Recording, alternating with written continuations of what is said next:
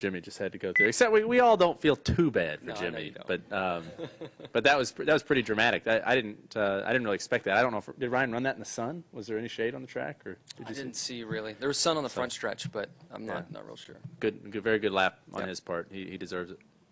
Questions now for Carl or Jimmie. We'll start right here on the front row with Dick, and then we'll go to Lee.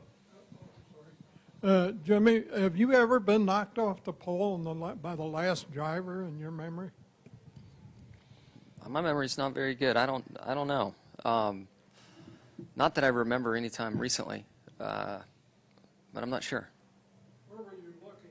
Were you following it or what? Yeah, one of the ESPN crews had a television with the television broadcast on it, and I could see the lap tracker that ESPN's showing the home audience, the viewing audience. So I was watching that, and I became a little comfortable with watching guys be faster than me through 1 and 2, and then 3 I'd get some back, and 4 I'd get a lot back. And Ryan had me in 2 and turn 3. In turn 4, I got back a lot, but their screen showed 2400s that I missed, so just didn't have enough front straightaway. Let's go to Lee, and then we'll go to the gentleman there on the front row. Go ahead, Lee. So close. He ran like a 99. Lee Spencer, FoxSports.com. 992. He ran a 01. Sorry. No, it's all right. I want you guys to finish. Jimmie, Jeff has said a lot that it's really tough getting beat by teams that, have your same equipment. And does it just make it a bigger bite in the butt to have Ryan Newman, who has the Hendrick engines and has the Hendrick chassis, beat you at your own game?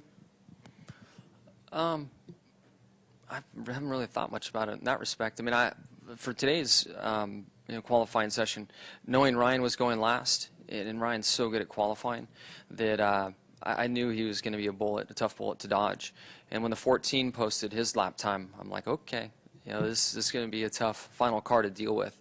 It didn't cross my mind at all from a teammate standpoint or equipment side as well. But there have been other times where, especially the year Tony won the championship, and when we're getting outrun by our equipment week in and week out, that's a hard pill to swallow. And we've went through some tough times there and figured out how to make our equipment better and catch up. I should say, figured out how to catch up with our own equipment. Go ahead, gentleman there on the front row. Tom Marquis, XRB Radio, Indy Pro Sports. This is for both of you. The first one is for you, Jimmie, and then I got another one for both of you. But, Jimmie, welcome back to Indianapolis. Always love seeing you here. Obviously, love seeing you win. Shooting for 5. The first decade, we look at Jeff Gordon, obviously a guy who mentored you and brought you up through the ranks. Jeff Gordon in the first decade. The second decade is you.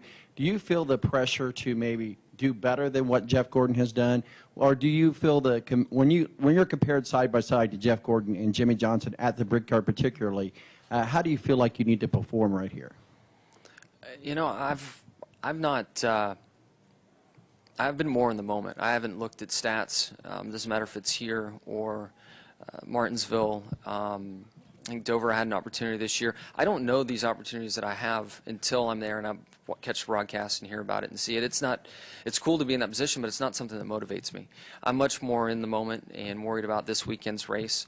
I'm very proud of the fact that I've won 4 and understand that, but how I got there and how those stats look next to Jeff's, I don't have a clue. Of course, the competitive spirit in me wants to do it better. I mean, it'd be foolish to say otherwise, but it's not a motivating factor for me. It's really we go week to week, and when you're in the sport 12 or 13 years, you learn how to just, good or bad, what happened the week prior, it just has to go away, and you show up to a new set of challenges and go to work and see what you can do.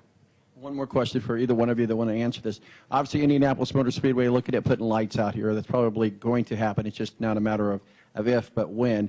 And your race will be the one, the primetime race that will run at night. What do you think about running under the lights at Indianapolis, particularly because of the tradition here at Indianapolis?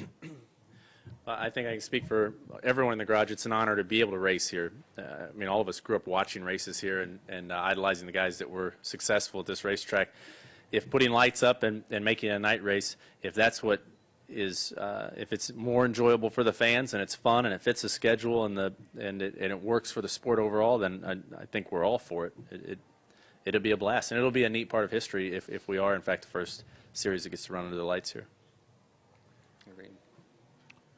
Other questions? Bob, did you have one? Bob Parker, Sporting News. For Carl, this has not been your best place as far as qualifying goes. You seem to race a lot better. So qualifying this well, does that give you a pretty good hope for tomorrow? Yeah, we were really proud of that. We've worked really hard on qualifying this year. Jimmie Finnick has helped me a lot, and our cars they've just been getting better and better. So hopefully we can turn this into a good race effort. A year ago, we qualified second and had a plug wire or something fall off. And so I've been waiting about a year to get to try this again. And so hopefully starting up front, we can run well. This track's been very difficult for us as a group. I don't know that we've ever had a real dominant car here at a Roush Fenway. I think Greg has run well here once or twice.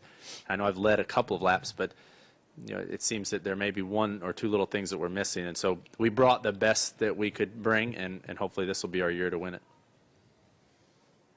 Any other questions? Well, guys, good job out there today, and certainly a lot of luck to you here tomorrow. Thanks.